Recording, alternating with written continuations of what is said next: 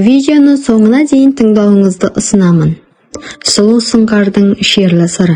Ерте есейіп кеттім. Есеймесіме теледидар жасырынып барып көретін бейнефильм. Махаббат машақатын түрлендіріп жазатын газеттер ақ қоймады. Солар сезімімді түрткілеп оятты. 13-14 жасымда боянып, айна алдында көп уақытымды өткізіп таранып сылана бастадым.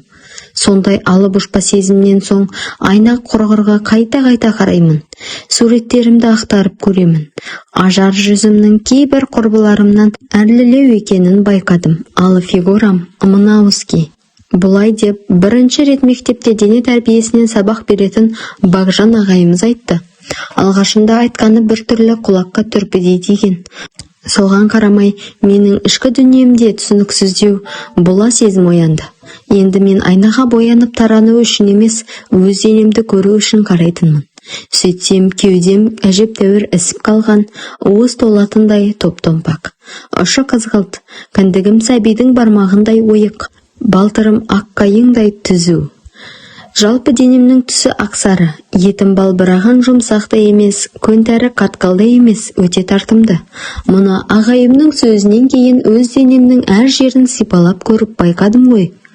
Сонымен не керек, әлгі сөз менің киім киісіме де әсер етті. Тоқ балтырымды жалтыратып неғұрлым ашық ұстағанды ұната бастадым. Кеудемді де қос анарымның әппақ томпиған жоғарғы жақ беті көрінгенге дейін жалаңаштап қоямын. Құдай берген нәрсенің несін жасырасың, деп тағы да сол Бағжан ағайым айтты. Өзі бар ғой, оның айтқаны құлағыма майдай жағады. Маған жымиып қарайды. Сөйтеді де жанарымен тұла бойымды тінткілеп шығады. Содан ба, әлде басқа сезім бе, әйтеуір денемді етіп, іште әлде бір бұлқыныс пайда болады. Не керек, жаныма жайлы тәнімді шымырлатып әкететін бір күйге енемін. Бірақ сол күй, сол сезім шолтаң етіп тез аяқталады да толық рахат көңіл күй таба алмай қаламын. Сондықтан болар, әлгінде еркектік көзқарасты аңсай беремін. Сол аңсаумен ерікті алған, сол құмарлықпен 2-3 жыл зымырап өте шықты. 11-ші сыныпта оқып жүрген кезім, күз айы, күн жылы айнала сары ала қызғылт түсті жапыраққа оранып, табиғат көркі түрленіп сылқым сұлулыққа бөленген. Саябаққа барсан көретінің қолтықтасқан қос жігіт. Бір-біріне ғашық жандар не деген көп еді. Бәрі бақытты бола қалған. Менің де солар секілді өмір сүргім келеді. Қалай, болықсып бойжетсем де жігіт құшағын көрмегенмін. Рас, Бағжан ағайым спорт ойындары кезінде менің ептілігімді мақтап, соның сылтауымен 3-4 рет бетімнен өбіп, арқамнан сипай қаққан. Сондай сәтте денемді етіп, өзімді өзгеше сезініп қалғанмын. Сонан соң өмірдегі шын ләззат қандай екен, деп ұятсызда ойға берілесің кеп. Қиялдайсың жата қалып, рахаттанып қиялдайсың. Бірде кезекті дене тәрбиесі сабағынан соң Бағжан ағай маған Сәулештай деді. Я, тап солай Сәулеш атыма қосарлап еркелете Сәулештай атандырды. Сен сәл қала тұршы. Ұстазының жақсы көретін шәкіртіне айтар бір сөзі бар. Ұқтың ғой деймін Сәулештай. Мақұл ағай, мен қазір киімімді ауыстырып спорт залға қайта келдім.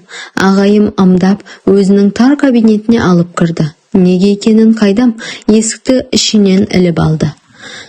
Жалғыз терезенің пердесін тұмшалап тастады. Сөйтті де қос қолымнан қыса ұстап, ескілеу жұмсақ диван бар екен. Соған әкеп отырғызды. Біртүрлі ыстық ылтипат. Ішімнен ағай қандай мәдениетті деп ойладым. Жүзіме қарап жымиды. Келбетті, ақсұр, өңі қызыл шырайланып шыға келді. Үстінде келде жеңді қызыл футболка. Қолы мен білегінің бұлшық-еттері білем. Бұлтылдап ойнап тұр. Тағы да ішімнен қарулы өте қуатты шығар, деп ойлап қойдым. Не керек, мен оған бұлықсыған бойжеткен қыздың көзімен қарағанымды өзімде сезбедім. Ал ол маған үлкен ағаның емес, сұлуды аңсаған жігіттің жанарымен қарап отыр. Сөйтіп күлімсірей тіл қатты. Сәулештай, балбырап бой жетіп қалыпсың. Фигураң ғой тіпті тамаша. Қыз сынына қатыссаң, осы дене бітімің жағынан көбінің аузын аңқитып кететін едің. Ағай-ау, фигурадан озған мен өнер көрсету талабынан ойсырай құлап түсетін шығармын. Мейлі, кім не десе о десін. Сен мен үшін мисс Гран-при сыйлығын алған сұлудың нағыз өзісің. Ағай деймін, сен өзіңе Құдайдың берген сұлулық сыйын сезінбей жүрсің Сәулештай. Ағай, қыздың ажар көркіне де қарамай ма жігіттер? Немене, сенің ажарың кімнен кем? Әйел үшін бастысы құлын мүсін ғой. Әлгі Мадонна сонысымен әлемге әйгілі емес пе? Сенің мүсінің одан кем емес, мен білсем. Біз де бірдеңені білетін жігітпіз. Үндемей қалдым. Бағжан ағайымыз бізден небәрі 7-8 жас қана үлкен. Махаббатта жолы болмаған. Үйленіп, жылға жетпей ажырасып кеткен. Ол сәл жымиған қалпы мені өзіне баурап барады. Анау қоңырқай өткір жанары мына жарық дүниедегі барлық сұлулықты сезініп, менің тұла бойымды тінткілеп бара жатыр. Әне, кеудеме қадала қарап қалып еді, қолсанарымның ұшы өзінен өзі жыбыр ете қалмасы бар ма? Оларды өз қолыммен сипап жібергенімді сәл кейін сездім. Ағайым одан бетер жымиып: Сәулештай, кімнің сұлу екенін тек қана нағыз жігіт ажырата алады деді. Маған да бір түрлі жымысқы ой келе қалды. Ағай, сіз өзіңіз қандай жігітсіз дедім. Мен өзіме өзім баға бере алмаймын ғой. Ондай бағаны сен беруің керек, сүйкімді бойжеткен. Ал саған өз басым әділ бағамды бердім және қателесе қоймағаныма сенімдімін. Құлын мүсін көркем қыз. Мен де қалыспадым. Сіз де нағыз жігітсіз. Мажон топай емес, нағыз нарысыз. Төбемді көкке жеткіздің ау, Сәулештай. Деп ағайым отырған орнынан жылдам тұрып кетті. Мұндай мадақтауды бұрын айтқан маған бір қыздар. Бірақ сенің айтқаның құлағыма ерекше естілді. Жас болсаң да талғамыңның биік екенін білемін. Ол енді аяқ астынан шабыттанып, өзгеріп сала берсін, ағытылып кеп берсін. Әдемі сөйлейді екен, сырлы сөйлейді екен. Елжіреп барамын, елітіп барамын. Сұлулық жайлы, махаббат жайлы әңгіменің майын тамызды. Біздің әдебиет пәнінің мұғалімі де тап бұлай шешен сөйлей алмайды. Сөйлегенін көрген емеспін. Ал мына дене тәрбиесінен дәріс өткізетін Бағжан ағай өте керемет, әсершіл, романтик екен ғой. Қалай байқамағанбыз? Ағайымыз 8 қырлы, бір сырлы, нағыз жігіттің өзі ғой. Білмейтіні жоғау өзінің. Ол мені еліктіріп талай жерге апарды да. Сәулештай, оқушым болсаң да сен менің сырымды ұғады деп, өзіңді қалап оңаша алып қалып едім, енді бара ғой.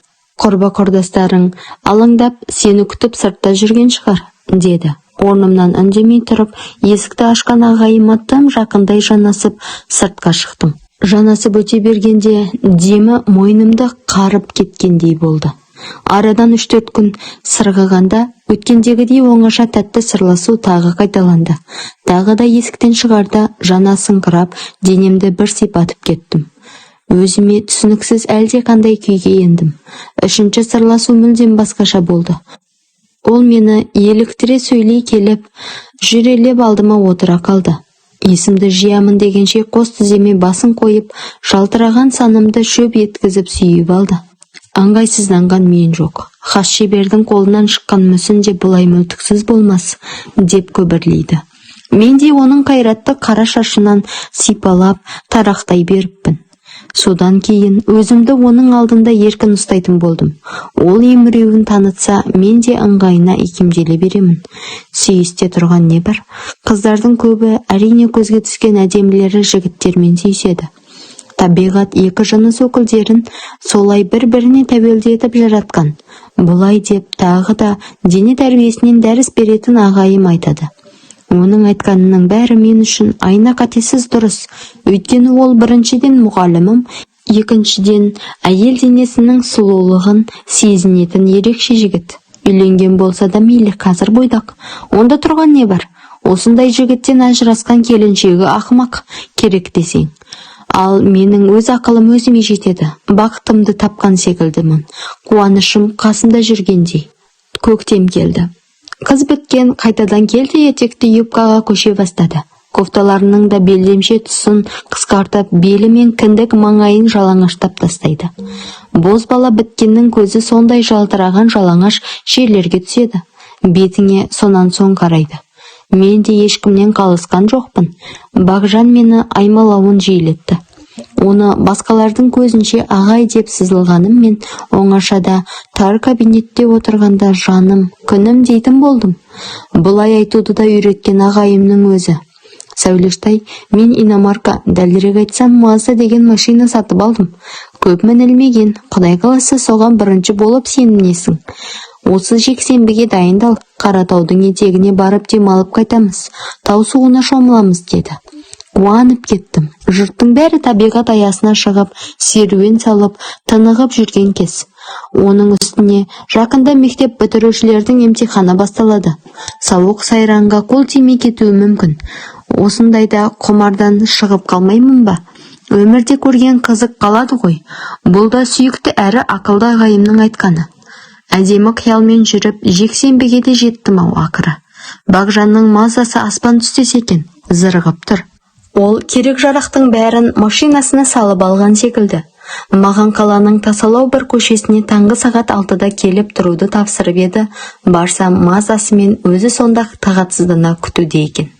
Ал кеттік деді ол. Бүгінгі күн екеуміз үшін жарқырай шығып, екеуміз үшін күлімдеп бататын болады.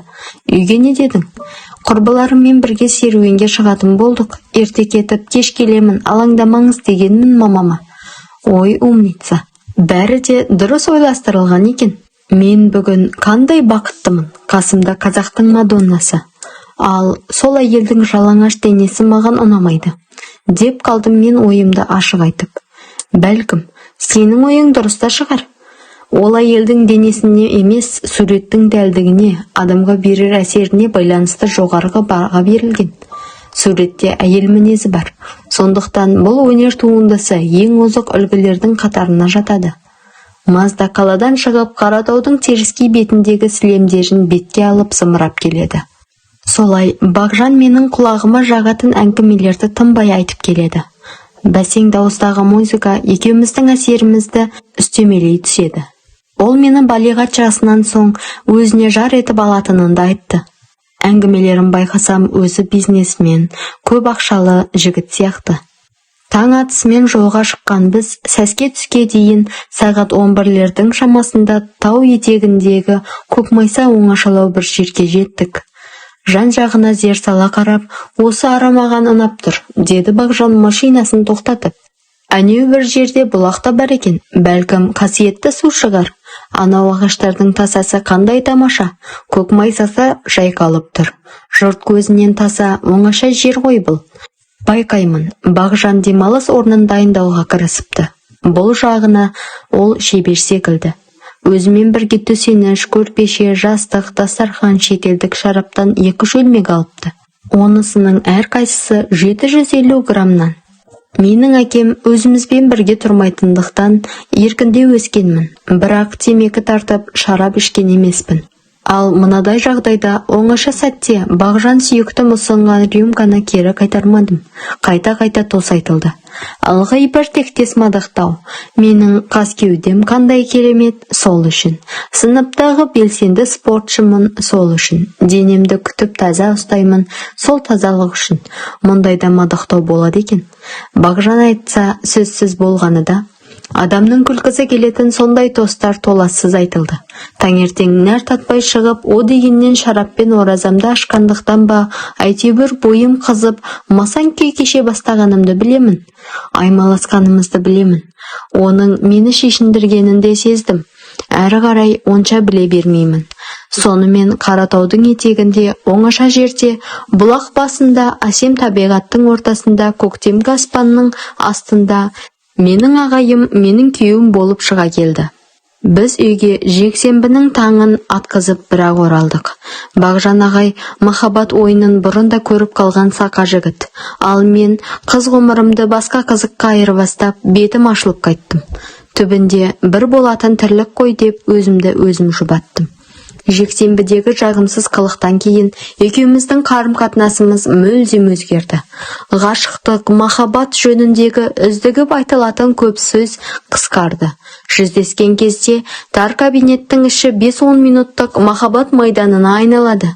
Оңаша кездесе қалса болды, Бағжан әй-шәйге қарамай біреу қуып бара жатқандай шаруасын шұғыл тындыруға кіріседі. Ол мектепте де беделді еді. Мұғалімдерге де, директорға да айтқанын өткізе алатынын сезе бастадым. Мемлекеттік емтихан тапсыру, аттестатқа жақсы баға қойдыру маған қиынға соқпайтын секілді. Өз тағдырымды оның қолына тапсырып, өмірімнің соңы қалай боларын ойламай жүріп жаттым.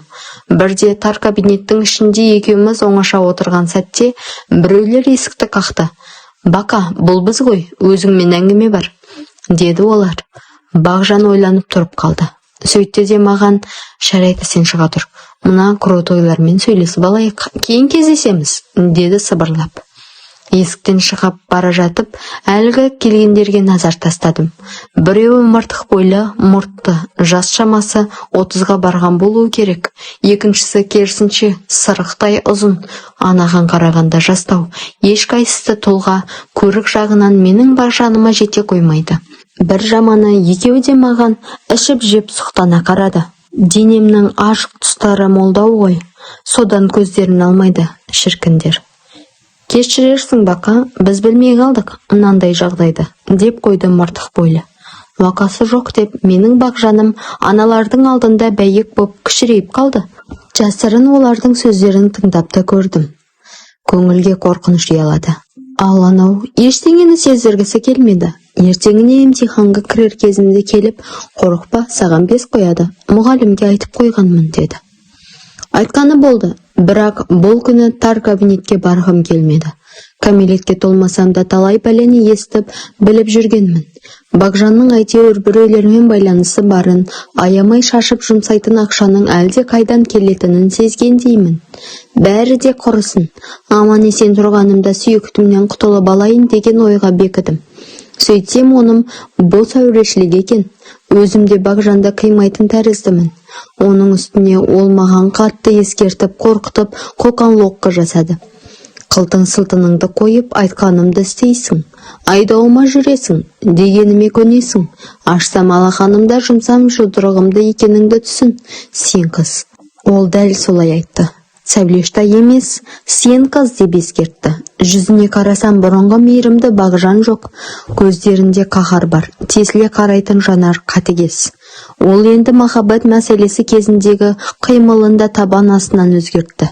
«Өзің шеш», деді бұйырып. Өзім шешіндім, еңкей деді, еңкейдім. Өрескел қимыл жасады. «Болды, кейін», деді ызғарланып. Көңілсіздеу қайта киіндім. Қалымсып, бұрынғыдай еркеленген едім, сүлеу соқтау аймалап, тез тар кабинетінен шығарып жіберді. Жыларман хәлде кетіп бара жатқанымда, мыртық бойлы, мұртты мен сырықтай ұзынды қайта көріп қалдым. Көздеріне түспес үшін жалт бұрылып, сынып бөлмелерінің біріне кіріп кеттім. Неге екенін қайдам, бойымды ыза буып, өз-өзімнен қалшылдадым. Міне саған мезгілсіз келген махаббат, отқа күйген көбелек деген осы шығар. Құрметті көрермен, жалғасы қызық болса комментарияға өз ойыңызды жаза кетіңіз, және де біздің екінші арнамызға да тіркелуді ұмытпаңыз.